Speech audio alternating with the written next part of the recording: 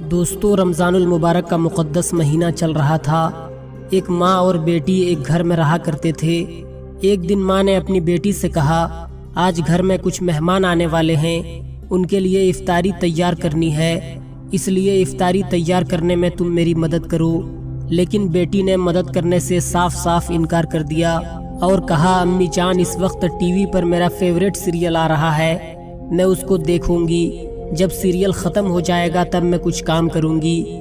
ماں نے کہا، بیٹی وقت کم ہے، تم میری مدد کرو اور آج سیریل دیکھنا چھوڑ دو۔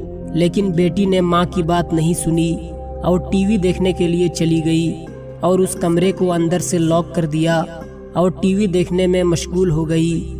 اس کی ماں اسے بلاتے رہی، لیکن لڑکی نے ماں کی بات کو انسنا کر دیا، تو اس کی ماں سے جتنا ہو سکا انہوں نے افطاری کے لیے اتنی چیزیں بنائی۔ اتنے میں ان کے گھر مہمان آ گئے اور سب لوگ افطاری کرنے کے لیے بیٹھ گئے۔ ماں نے پھر سے لڑکی کو آواز دی تاکہ وہ بھی نیچے آ کر افطاری کر لے، لیکن لڑکی کے کمرے سے کوئی آواز نہیں آئی۔ اس کی ماں اسے بلانے کے لیے اس کے پاس گئی اور دروازے پر کھڑے ہو کر آواز لگائی، لیکن اندر سے کوئی آواز نہیں آئی۔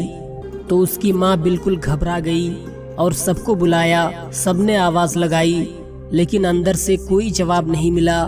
سارے لوگ گھبرا گئے کہ اب کیا کیا جائے۔ لوگوں نے کہا، دروازہ توڑ دیا جائے۔ جب دروازہ توڑا گیا اور لوگ اندر آئے تو کیا دیکھا کہ ٹی وی چل رہی ہے اور وہ لڑکی ٹی وی کے سامنے مری ہوئی پڑی ہے، یعنی لڑکی کا انتقال ہو گیا ہے۔ اس کے بعد جب اس لڑکی کی لاش کو اٹھانے کی کوشش کی گئی تو اس کی لاش اٹھ نہیں پا رہی تھی اور ایسا محسوس ہونے لگا تھا کہ اس کی لاش کئی ٹن وزنی ہو گئی ہے۔ سارے لوگ پریشان ہو گئے کہ اس کی لاش کیوں نہیں اٹھ رہی ہے۔ پریشانی کے عالم میں ایک آدمی نے جب ٹی وی کو اٹھایا تو اس کی لاش بھی اٹھ گئی اور وہ لاش ہلکی ہو گئی۔ اب ایسا منظر ہو گیا تھا کہ جب ٹی وی کو اٹھاؤ تو لاش اٹھ رہی تھی اور جب ٹی وی کو رکھو تو لاش کا وزن بڑھ جاتا تھا اور لاش نہیں اٹھتی تھی۔ اللہ اکبر۔ دوستو، کسی طرح کر کے لوگوں نے اس کو غسل دیا اور کفن پہنایا، پھر اس کا جنازہ اٹھانے لگے تو اس کی چارپائی ایسے ہو گئی جیسے کسی نے اس پر پہاڑوں کا وزن رکھ دیا ہو۔ لیکن جب ٹی وی کو اٹھاتے تھے تو اس کی لاش آسانی سے اٹھ جاتی تھی۔ یہ منظر دیکھ کر تمام لوگ شرمندہ ہو گئے۔ آخر میں جب ٹی وی جنازے کے آگے آگے چلا تو اس کا جنازہ گھر سے باہر نکلا۔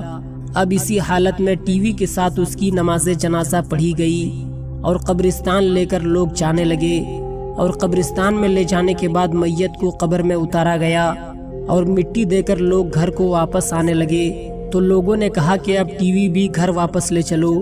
جب ٹی وی اٹھا کر واپس جانے لگے تو اس لڑکی کی لاش قبر سے باہر آ گئی۔